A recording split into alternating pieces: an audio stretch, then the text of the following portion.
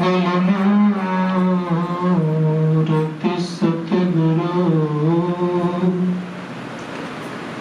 मिलवा सर्वभार मंगल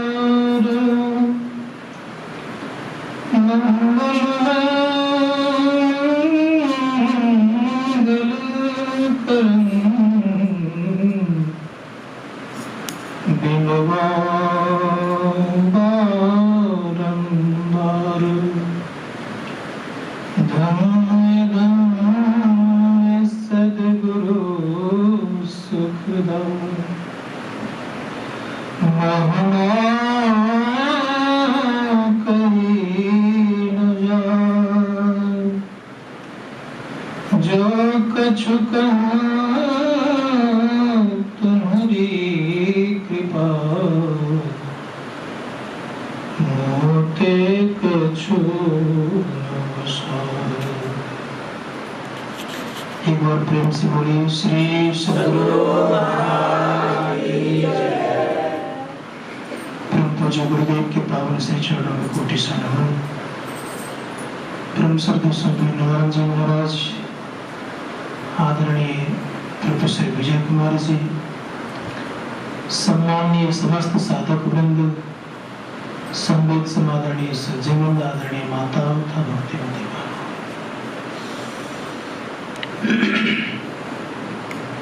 ईश्वर स्वरूप के संबंध में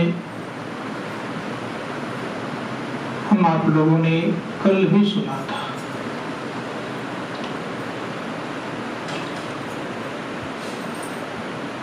वास्तव में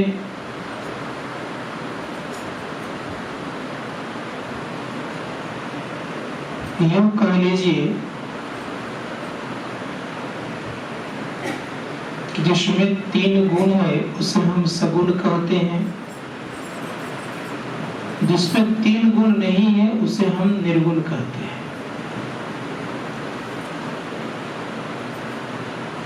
सगुण का आकार प्रकार होता है, निर्गुण का कोई आकार नहीं होता है। निर्गुण केवल तत्व को जानता है, निर्गुण केवल तत्व ही हुआ करता है। सगुण में कई अवयव हो जाते हैं। जैसे एक प्रसंग सुनाता हूं आप लोगों को। एक गणेश जी का भक्त था। संजोग से गणेश जी का सूंड जो होता है टूट गया था, चूहा जी का पूंछ टूट गया था, दोनों खंडित था। तो किसी व्यक्ति ने कहा, देखो जी, खंडित मूर्ति की पूजा नहीं की जाती है, एक काम पे उसको ठीक से बनवा लो जा करके। उसके दिमाग में बात आई कि इसको बेच देता हूं, दूसरा खरीद के ले लूंगा। गए बेचारे वो स्वर्णकार के यहाँ, स्वर्णकार के यहाँ गए तो चूहा का वजन ज्यादा था और गणेश जी का वजन कम था। संजोग ये हो गया, दोनों को तराजू पर चढ़ाए। स्वर्णकार कहते इसका दाम इतना हुआ, इसका दाम इतना हुआ। तो चूहा का दाम ज्यादा, गणेश जी का दाम कम। गणेश भक्त कहते हैं ये आप अन्याय कर रहे हैं। का बात क्या हुआ? का बात यह है कि मालिक का दाम आप कम बता रहे हैं, नौकर का ज्यादा, का सवारी का ज्यादा। बात क्या है? का हमको मालिक और नौकर से कोई लेन देन नहीं है, हमको लेन देन किससे है?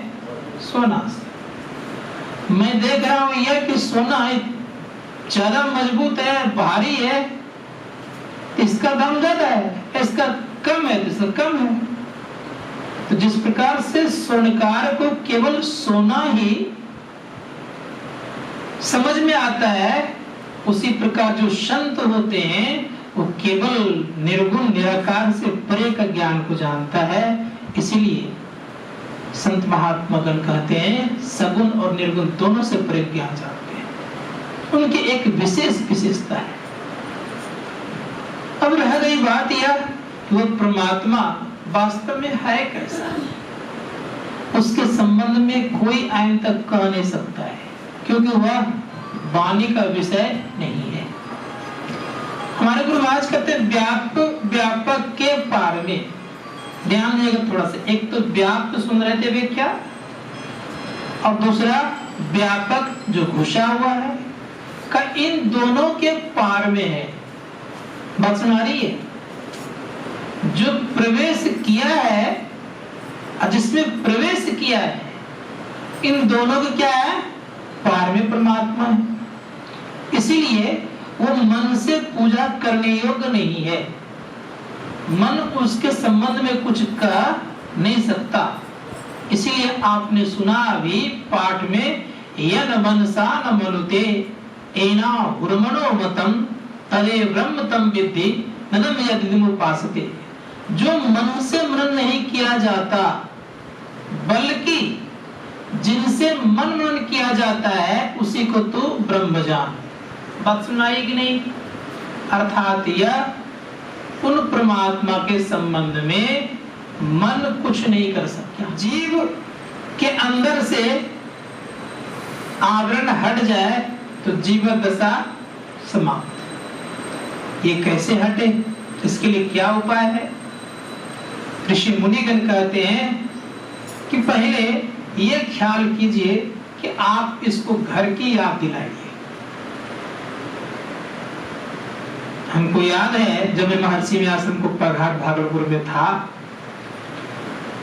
एक IAS कंप्लीट करके पता नहीं क्या वो बाबाजी का रूप धारण कर लिया, साधु वेश में आ गए कुप्पा घाट में।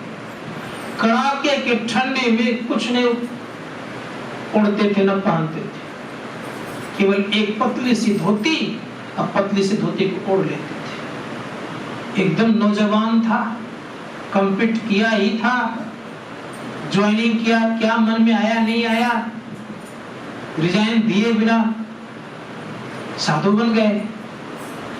वो आ गए यहाँ, मैं आश्रम में था।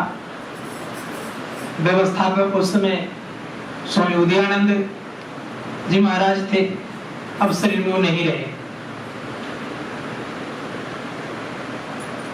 संजोग ये हुआ, मुझे उन्होंने कहा कि एक देखिए IAS ऑफिसर बन करके वो आए हुए हैं साधु बनने के लिए।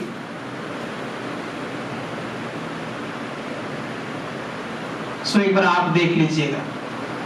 क्यों? ठीक है, भेज दीजिएगा मेरे पास। तो वो मैं बगल में था, वो खोजते खोजते आ गए तो हम लिए आप IAS कंप्लीट किए हैं, ज्वाइनिंग भी कर लिए हैं, अब फिर भी आप साधु बनने की बात क्या है? कितने भाई बहन हैं? कहने लगे कि महाराज जी एक हूं, अकेला हूं। इसलिए आपके माता पिता को क्या बीतता होगा? क्या उनको दर्द नहीं होता होगा? क्या वो परेशान नहीं होंगे? परेशान तो होंगे। जब वो परेशान होंगे, क्या साधु बनना आपका सार्थक होगा? मैंने कहा, क्योंकि मुझे घर भेजना था, मैं घर की याद दिलाना शुरू कर दिया। अब जब घर की याद दिलाना शुरू कर दिया तो कहते एक कॉल माँ से बात करने की इच्छा हो रही है, कर लीजिए। उसमें टेलीफोन की सुविधा थी, मोबाइल निकला नहीं था उतना, किन्हीं के पास था, किन्हीं का नहीं था। बात करवाए माँ से, जैसे बात हुई, इच्छा जाहिर हुई, कहा महाराज जी अब घर जाके घर की व्यवस्था कर दीजिए। अर्थात फिर किराए की व्यवस्था किया गया, उनको घर भेजा गया। तो ठीक उसी प्रकार से याद दिला रहा हूं मैं कि केवल इस जीव को अपने घर का याद दिलाइए। दिलाने वाले तो सदगुरु होते हैं। अगर हम आप सही में सदगुरु की बातों को ध्यान देंगे, अगर अपने घर की याद ये करेंगे तो उस तरफ चलने की इनकी इच्छा हो जाएगी। संत कबीर साहब कहते हैं बड़े प्रेम से कि भाई तुम्हारा जो घर है ना बड़ा सुंदर है, सखिया हुआ घर सबसे न्यारा, सबसे अलग है। इतना अलग है कि उस घर के विषय में कोई ठीक से वर्णन नहीं कर पाएंगे। सखिया वह घर सबसे न्यारा, वो रहते कौन? कहा हमारे माता पिता रहते हैं, अर्थात माता और पिता दोनों हैं। सखिया वह घर सबसे न्यारा, जहां पूर्ण पुरुष हमारा। उस घर की स्थिति कितनी अच्छी है, वहां झूठ नहीं बोला जाता, झूठ न साच न पाप न पुण्य पसारा। ना वह झूठ है, न साच है, न पाप और न पुण्य, कुछ भी नहीं। कैसा घर होगा? संत महात्मा गण कहते हैं अपवित्रता भी नहीं है, पाप पुण्य की बात तो छोड़ दे, अपवित्रता भी नहीं है।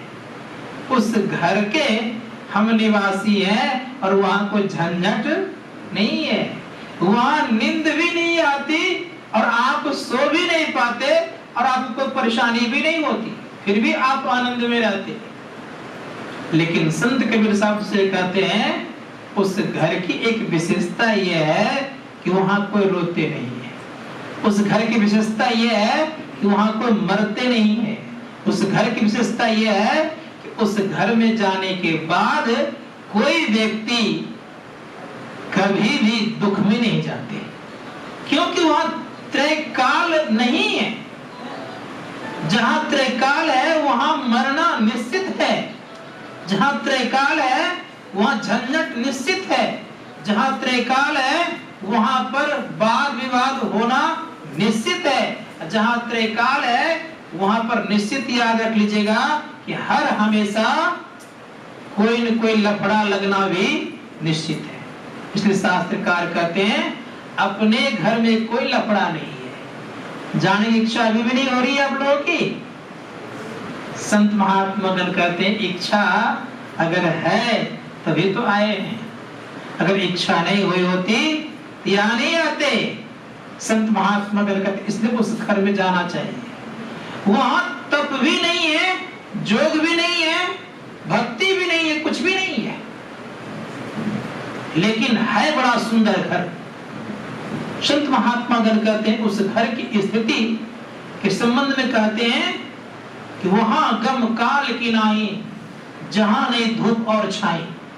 वहां धूप और छाया नहीं है, काल का गम नहीं है।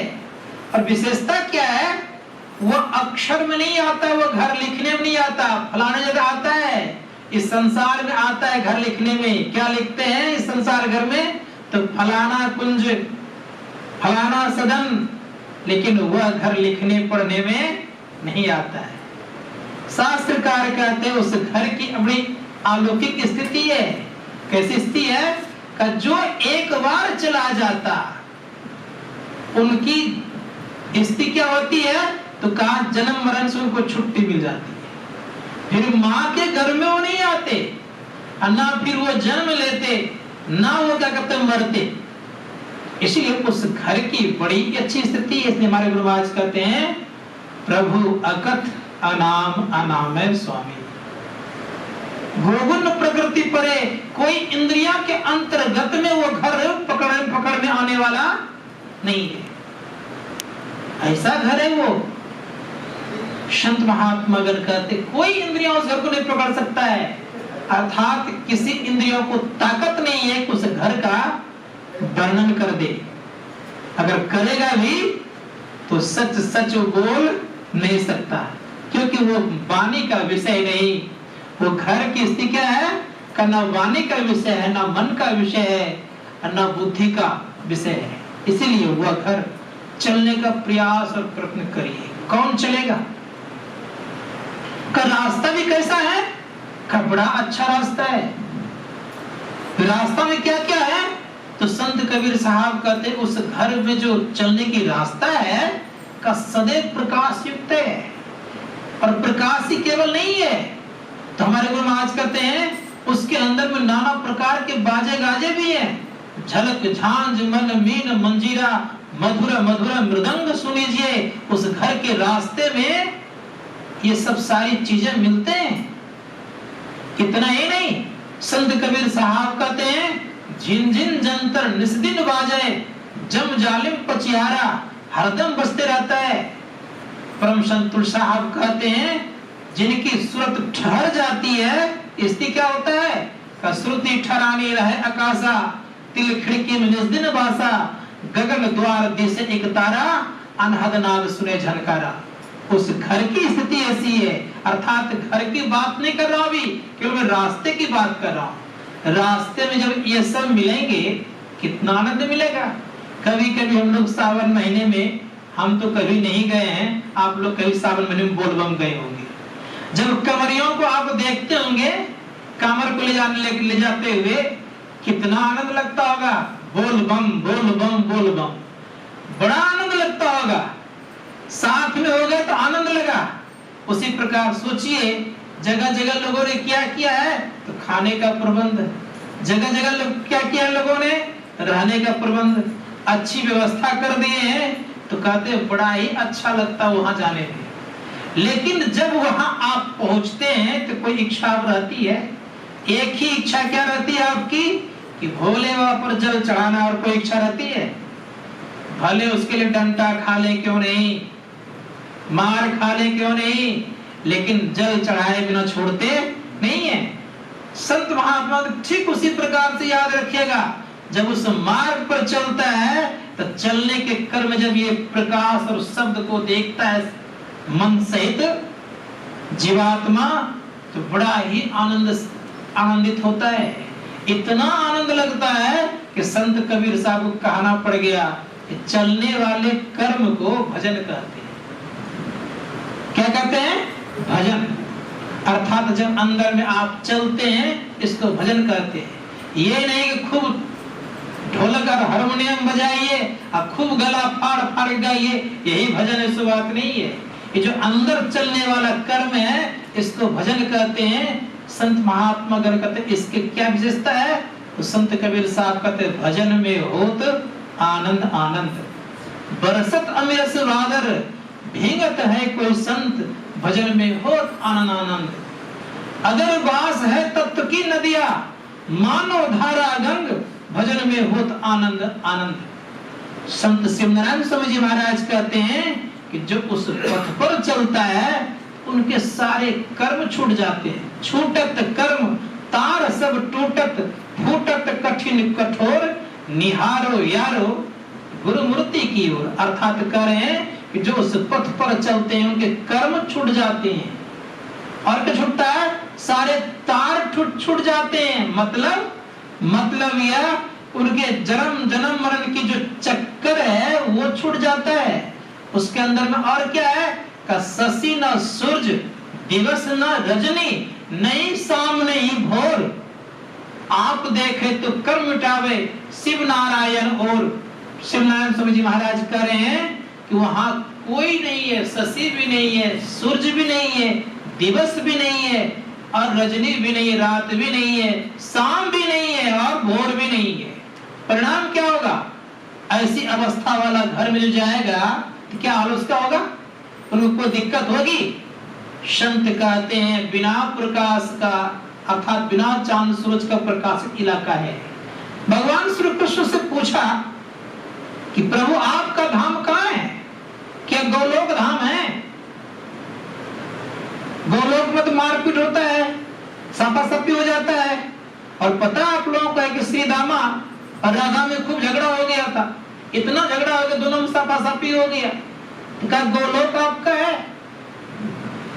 भगवान श्री कृष्ण कुछ नहीं बोले। दोबारा लोग पूछ बैठते हैं कि आपका बैकुंठ आपका अपना धाम है? तो कहने लगे बैकुंठ में तो श्राप चलता है, अर्थात सापासापी होता है। भगवान कुछ नहीं बोलते हैं। तब भगवान श्री कृष्ण अंतिम वाक्य जजमेंट देते हुए कहते हैं ना तद भास्त सूर्य न सांको न पावका, यद गत्वा निर्वदन्ते तद्धाम प्रमा। मेरे धाम में सूर्य चंद्र प्रकाशित नहीं है, फिर वो प्रकाशमान है, इसलिए वह घर सबसे न्यारा। संत महात्मा गण तो उस घर के सारे लोग बसिंदे हैं कि नहीं? इस घर के नहीं है, लेकिन जिस घर के हम बसिंदे हैं, जिस घर के रहने वाले, जिस घर के निवासी हम हैं, उस घर को कितने बार दिन में याद करते हैं? इस घर को तो बार बार देखने के लिए जाते हैं, बगल में हैं तब भी जाते हैं, एक बार देख लेते हैं क्या हालचाल है। लेकिन उस घर को कई बार देखते हैं? संत महात्मा गण कहते जहां से आए हैं उस घर का कोई ठिकाना नहीं, कोई खबर नहीं, कोई खोज नहीं। और जिस घर को परिवर्तन होने में देर नहीं लगता, आज सुंदर है कल सुंदर नहीं रहता है, क्योंकि संसार का नियम ही परिवर्तन है। उसे कितना हम देखने जाएं, इसलिए कोशिश कीजिए अंदर धंसने का प्रयास और प्रयत्न कीजिए। संत महात्मा गण गोस्वामी जी महाराज कहते हैं कि भाई सुनो, तुम्हारा रास्ता बाह्य रास्ता नहीं है, तुम्हारा रास्ता कहां से है? अंदर का रास्ता। और कहां से प्रारंभ है? तो स्पष्ट खोल कहते हैं कि 13 से 3 अवस्था तजहो भजहो भगवंत, मन वचन कर्म अगोचर व्यापक व्यापन। इन 3 अवस्थाओं से परे का आपका रास्ता है। इन 3 अवस्थाओं में जब आप रहते हो तो नीचे घूमते फिरते रहते हो। जब 3 अवस्था से आप परे तो चौथी अवस्था की तरफ चलोगे तो आपका अपना रास्ता मिलेगा। और अपने रास्ता पर क्या मिलेगा? अपने रास्ता पर अपने को खोजोगे। इसलिए कहा आप उनको ही आप उन्हीं में पायो। कैसे पाया? का शब्द ही शब्द भयो उजियारो। बताने वाला कौन है? का सदगुरु भेद बतायो। का सदगुरु ही इस रास्ते का मालिक है और वही बताते हैं। इसलिए शास्त्रकार कहते हैं सदगुरु के शरण में आप जा करके उस रास्ते को जान करके चलने का प्रयास प्रयत्न कीजिए। 3 अवस्था से मतलब जागृत, स्वप्न और सुषुप्ति, ये 3 अवस्था आपकी नहीं है। आपकी अवस्था कौन सी है? आपकी अवस्था है चौथी अवस्था। वहां से भजन शुरू होता है, वहां से भक्ति प्रारंभ की जाती है। और वहां जब तक हम आप नहीं है तो गोस्वामी जी महाराज कह रहे हैं कि आपने भजन को शुरू नहीं किया है। मैंने कह रहा हूं, इसीलिए उस अवस्था में पहुंचने का प्रयास और प्रयत्न कीजिए। और इस चीज को जानते हुए ये अपने आप को महसूस करिए कि मेरी भक्ति शुरू हुई कि नहीं हुई। अगर उस अवस्था में पहुंच गए हैं तो पता है आपको कि भक्ति शुरू हुई है। नहीं पहुंचे तो कैसा कर रहे हैं? तो संत कबीर साहब नहीं, गोस्वामी जी महाराज कहते हैं गुड़वा गुड़िया सुप फुलिया तजी दे बुद्धि लड़कैया खिलन की करुण चतन सखी साईं मिलन की। साईं का मिलन का रास्ता वहां से है। ये गुड़वा गुड़िया वाला खेल, बच्चे वाला खेल कब तक खेलते रहेंगे? इसीलिए इस खेल को त्यागने का प्रयास और प्रयत्न कीजिए और चौथी अवस्था की खोज में हैं ही लग जाइए। और जैसे मिलेगा भक्ति प्रारंभ आपकी होगी और आपको सुकून और चैन लगेगा, भीतर से आनंदित आप होंगे कि मैंने भक्ति को शुरू कर दी। जब तक वो अवस्था प्राप्त नहीं किए हैं तब तक भक्ति की शुरुआत नहीं। भले घंटों देर बैठ लीजिए, अलग बात है। मैं तो उतना बैठता भी नहीं हूँ, लेकिन कह रहा हूँ घंटों देर बैठ लीजिए, अलग बात है। लेकिन शुरुआत वहां से होती है।